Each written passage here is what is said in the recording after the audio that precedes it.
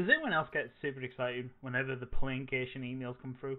Because I know I do. Because if you don't know, these are free-to-play events on Arena, which is few and far between. But not only that, you can also earn some sweet full art lands, which we want to do. So this week we are looking at Landfall as a format. So I decided to be a bit cute. I wanted to draw the game out because they're going to generate possibly a lot of 1/1 plant tokens, stick in a lot of board wipes, reanimation effects, and we're just going to steal stuff. And figured, why not? We got a few evolving wilds, we can have fun. So we start playing our games, and things are working out well for us. We're stealing things, we're having fun, and it generally all around Agent of Treachery is so fun to do. But of course we also do have the mass manipulation. Of course it allows us to get extra steals, and obviously we can then draw into extra things with an Agent of Treachery out. So as you see, this poor player, he's mono red, but I hate doing this to a fellow mono red player, but just stealing these things are always fun. And then we just start getting into the beatdowns. Now, of course he's going to start drawing more and more. And this leaves us with possibly getting more Landfall. And, of course, we were going to play the Agent of Treachery, but he decided to scoop. So that was our first victory with our little deck, which was quite sweet. The next victory, of course, we're versing a 3-colour deck. Of course, immediately when you see the interplay and the beacon, there's quite a few planeswalkers that are possibly coming down. Also means there's going to be a lot of pinging effects. So we've got to be careful, we've got to be cautious of how we're going to play. So essentially we're going to control the board as best we can to see what he comes out with. And of course, Nissa World Shaker cannot hit the board. And of course he decided to scoop, which is also great for us. Now, this is kind of things where things went wrong, ladies and gentlemen. So, the first time, of course, as you see, the lovely, ever so lovely Scape Shift. Yes. This card that they decided to reprint back in course in 19, we were like, oh, it's fine. It's not OP. But then they went and printed Field of the Dead, ladies and gentlemen. Look at this. 40 triggers on the stack. 40! 40. I wasn't going to win in a month of Sundays.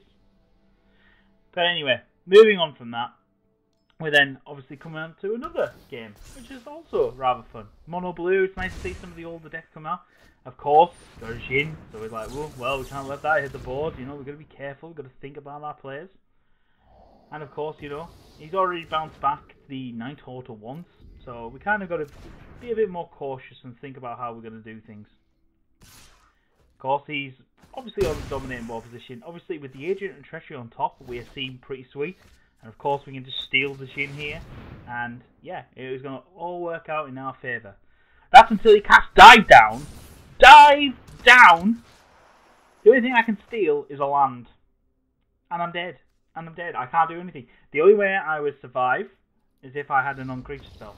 Anywhere. Anywhere.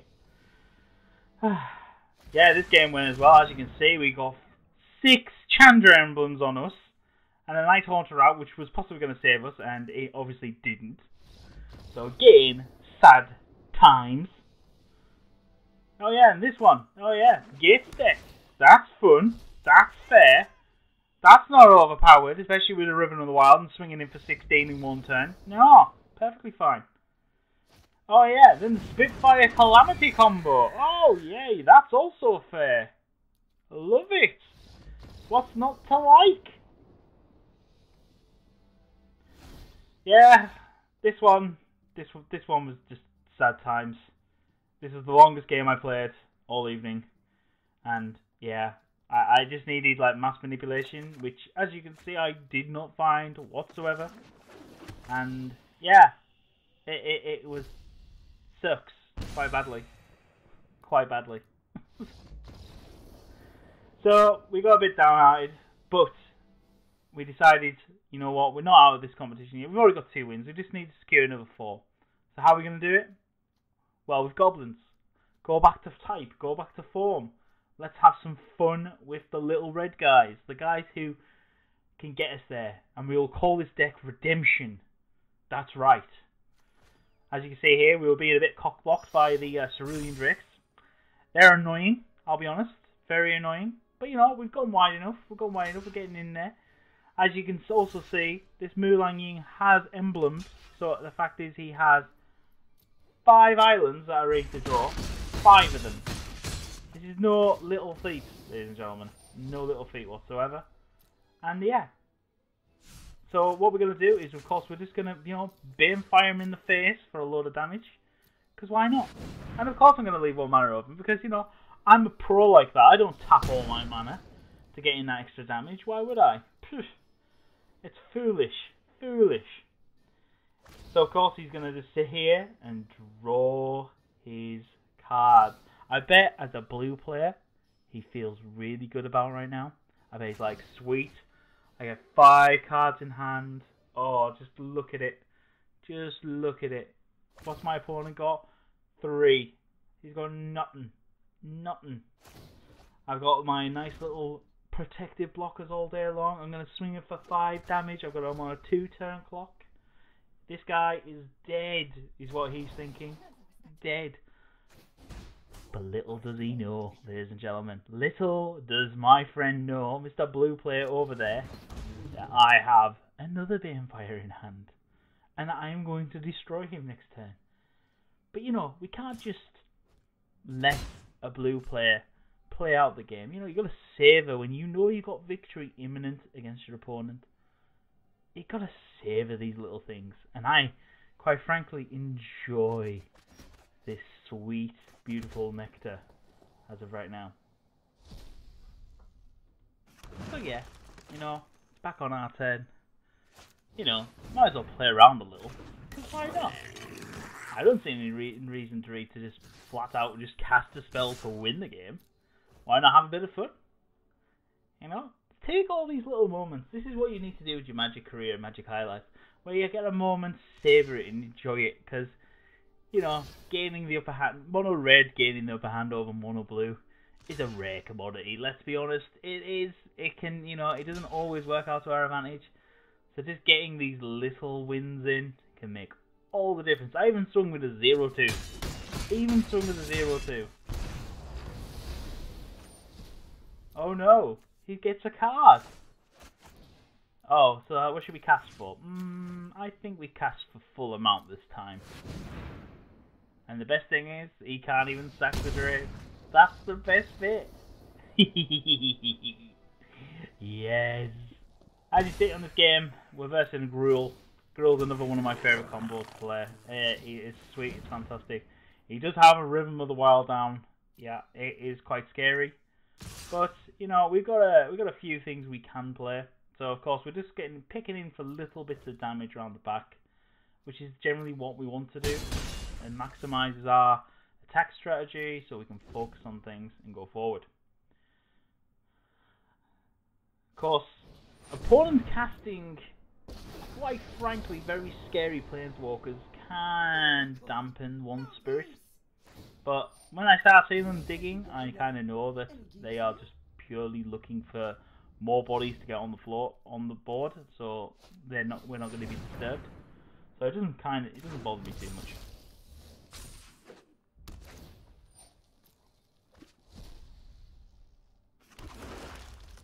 And, you know, to be fair, did they hold back with the dragon? Of course not. Of course they're not going to hold back with the dragon. Would you hold back with a 5/5 in the air on this board state? I wouldn't. But the fact is, this is where we get some major benefits. Getting risk factor here. Sure, that's not bad. Do we do it again? No. We might as well wait. See what we can find off the mana. Got plenty of mana to spare, so why not? So, of course, risk factor again. You know, discard the mountain that he's already seen, because, well, he's already seen it, doesn't bother us. And, of course, being at 9, does he want to lose life? No, he does not. However, though, we do find a little trump card, which is Calamity. And we also find another haste creature, so this means we can get in for a substantial amount of damage on this turn. So of course we declare attacks, and we stick all the triggers on the stack.